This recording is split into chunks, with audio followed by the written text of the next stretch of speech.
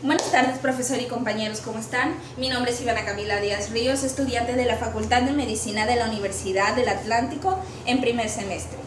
Y hoy les vengo a presentar mi exposición final acerca de Historia de la Medicina, todo lo tratado en esta primera unidad y sobre todo los aspectos más relevantes de la evolución de la medicina. Comenzamos. Tenemos que la medicina es un campo bastante amplio. Tenemos muchos detalles que aprender y mucha tela por cortar, porque tenemos que tomar en cuenta la microbiología, tenemos que tomar en cuenta los agentes externos y muchas otras cosas que hoy componen también nuestro cuerpo y que pueden alterar su funcionamiento. Pero ahora, ¿la medicina siempre fue tan compleja? ¿Siempre tuvo tanto conocimiento dentro de sí? Pues déjenme decirles lo siguiente, la medicina, al igual que incluso el propio concepto de ser humano, ha atravesado por muchos cambios y que estos cambios son producto tanto del contexto como de la época donde se desarrolló, y cada uno de ellos puso un granito de arena para que hoy la medicina sea una rama tal como la conocemos.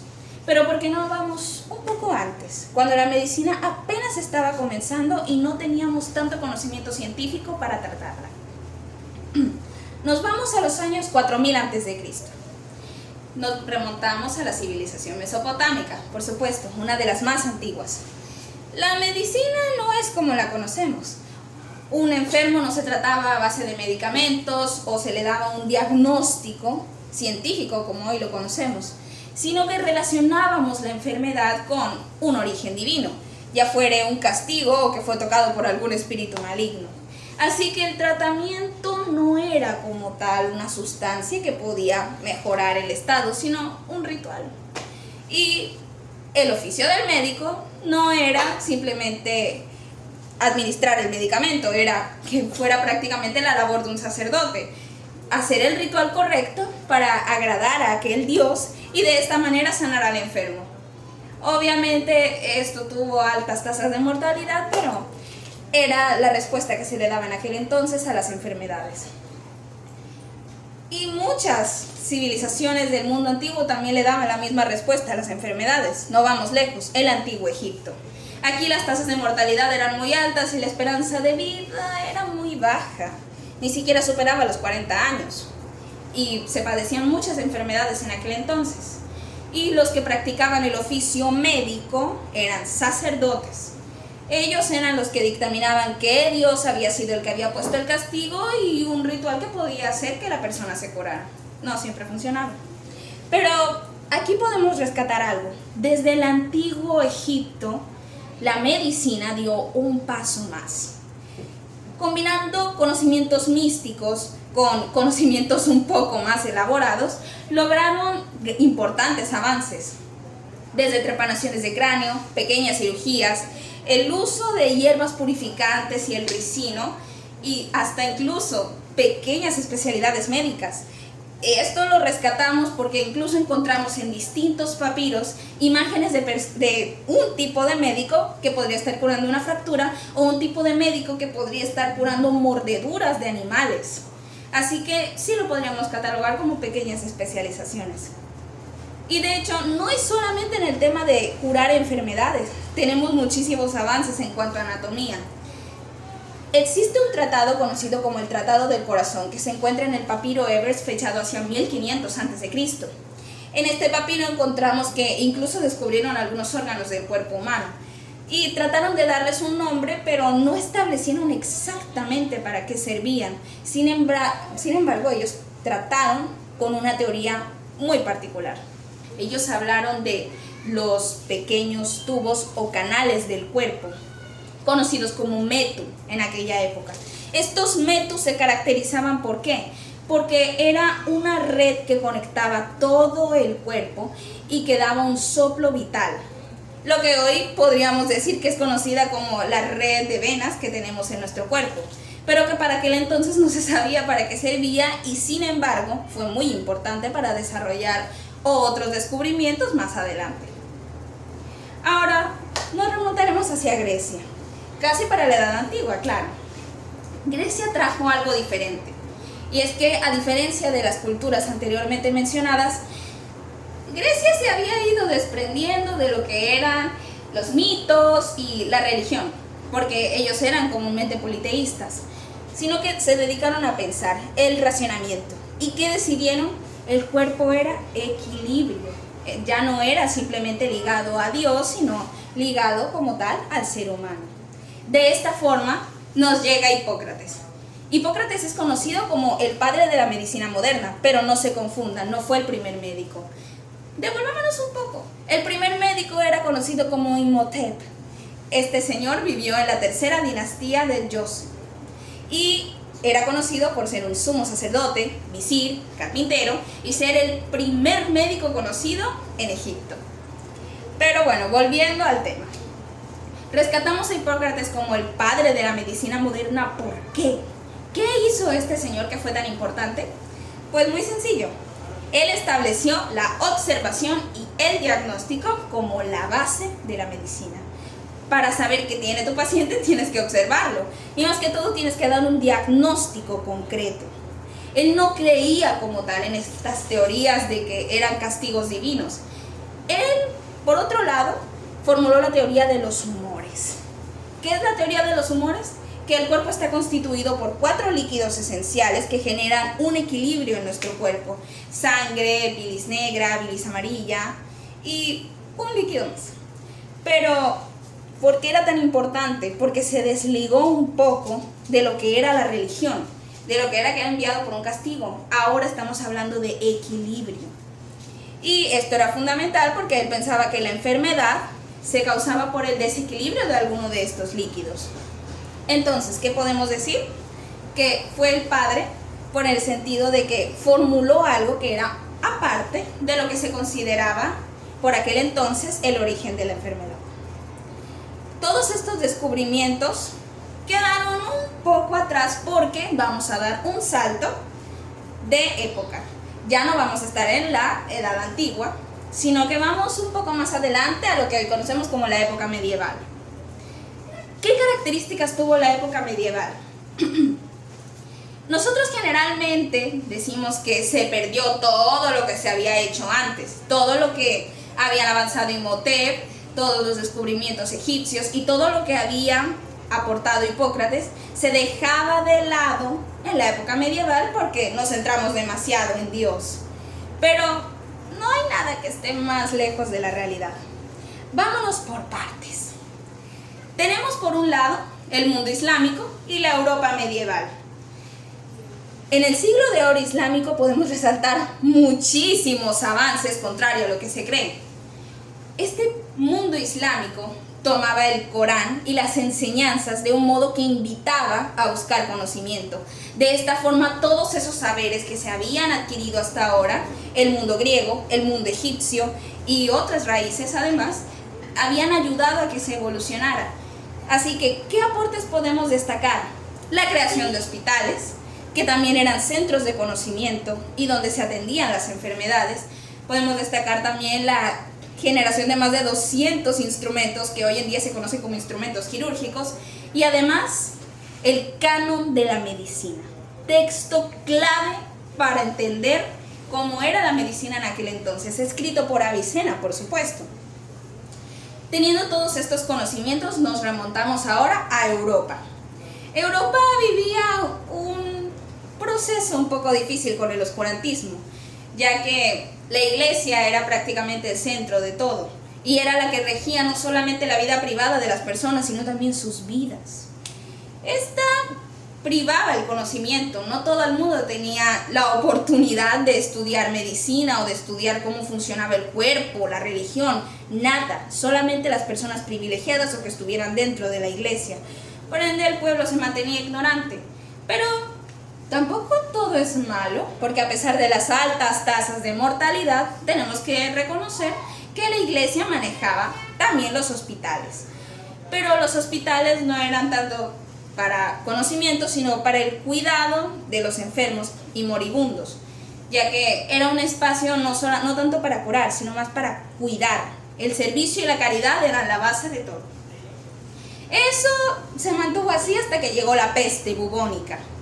Con la peste bubónica hubo muchas reformas porque la gente se dio cuenta, hey, la religión no está sirviendo, las oraciones no están siendo suficientes. Y aunque la iglesia dijera que podías pagar una cantidad o rezos tú te curabas, eso no les estaba dando resultados al pueblo.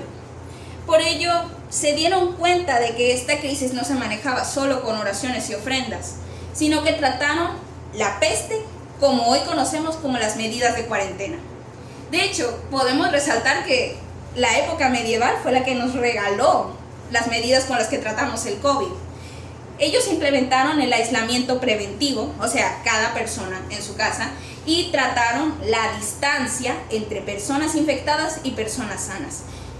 Y más que todo, la uniformidad. El médico siempre debía tener una capa negra y su máscara de pico y un bastón. Esto con el fin de tener una ropa exacta con la que podía ser distinguido por la sociedad como médico, y al mismo tiempo el bastón para mantener la distancia con las otras personas.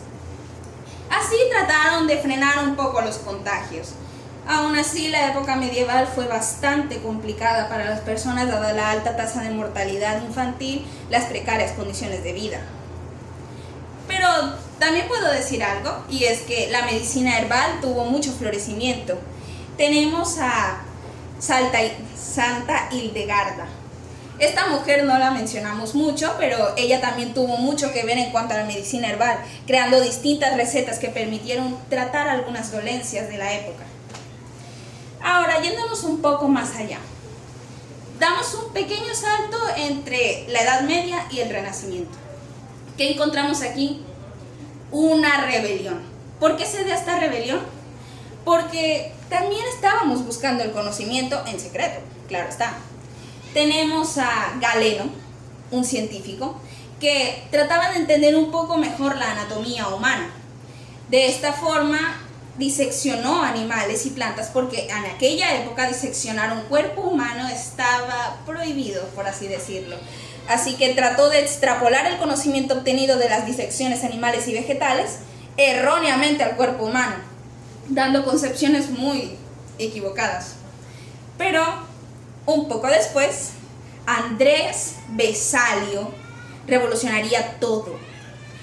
¿Por qué digo que este nombre es muy importante? Porque él, mediante disecciones humanas que fueron de las primeras que se hicieron, logró corregir más de 200 errores de Galeno y de esta forma entender un poco mejor cómo era el cuerpo humano. Y no solo eso, sino que revolucionó la forma en la que nosotros creíamos que era la medicina. ¿Por qué? Porque dejó de ser algo completamente religioso. Ya dejamos de lado este sentido religioso y completamente divino de cómo es el cuerpo humano. No adivinamos, sino que este conocimiento lo estamos obteniendo mediante la práctica, mediante la observación directa. Y esto fue lo que ayudó a que tuviéramos una idea mucho más completa de cómo es el cuerpo. De hecho, De Corpus Fabrica, su escrito acerca de todo lo que halló en esas disecciones humanas, fue lo que inspiró a futuros científicos a ese descubrimiento anatómico mucho más directo, mucho más especializado. Y puedo decir con certeza que esta rebeldía científica también inspiró a William Harvey, que, por si no lo saben, este señor muchos años después fue quien descubrió cómo fluía la sangre. Puedo decir que no es oficialmente renacimiento porque estamos hablando de que apenas están haciendo esta rebeldía. Pero si queremos partir hacia el renacimiento, está bien, ya que William Harvey descubrió que nuestra sangre, tal y como corre, no se evapora ni mucho menos se desecha, sino que nosotros tenemos un sistema de bombeo justo aquí. Esta parte, conocida como el corazón, es la que permite que nuestra sangre circule y recircule por todo nuestro organismo, manteniéndonos siempre en movimiento. De esta forma, muchas universidades dejaron de enseñar la anatomía y la medicina como algo religioso, sino que comenzaron a incitar a sus estudiantes al método, motivaron a sus estudiantes que en lugar de prácticas religiosas, al descubrimiento y al método científico.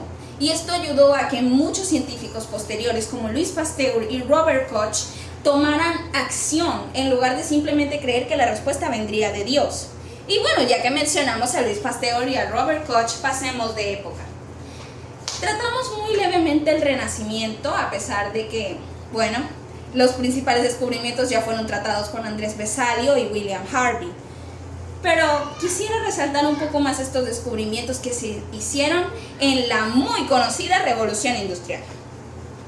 La Revolución Industrial la tenemos desde los siglos XIX, más o menos, que entre máquinas de vapor y, bueno, las fábricas, tenemos varias ramas nacientes. De hecho, tenemos a Louis Pasteur, que es un aclamado científico por su experimento acerca del cuello de matraz, ya que hasta ese momento se creía que la vida se originaba de materia inanimada, lo que comúnmente nos dieron en el colegio como generación espontánea, en la que con algunas recetas como carne en descomposición o telas y un poco de trigo aparecerían mágicamente seres vivos. Claro, hubieron varios experimentos antes que trataron de demostrar que esta teoría era falsa, pero siempre encontraban un pero, hasta que finalmente Louis Pasteur halló la solución: 2 cuellos de matraz, uno perfectamente recto que dejaba entrar el aire y otro que estaba curveado que dejaba entrar el aire, pero no a los microorganismos, en caldo completamente esterilizado. De esta forma logró probar que el aire no era quien de por sí solo formaba seres vivos, ni tampoco que surgían de la nada, que tenía que haber un ser vivo para que otro ser vivo pudiera nacer. Que bueno, luego lo conocemos como la teoría celular, propuesta por Rudolf Virchow, en la que tenemos que omnicélula es célula, pero me estoy alejando un poco. El punto es que, conjunto con Robert Koch, quien fue quien incluso logró el aislamiento y la protección de cultivos de bacterias, fueron quienes trataron de romper con una teoría que hasta este entonces se creía en la Edad Media y en la Revolución, y es la teoría del miasma. La teoría del miasma se basa principalmente en que las distintas enfermedades se producían por los malos olores.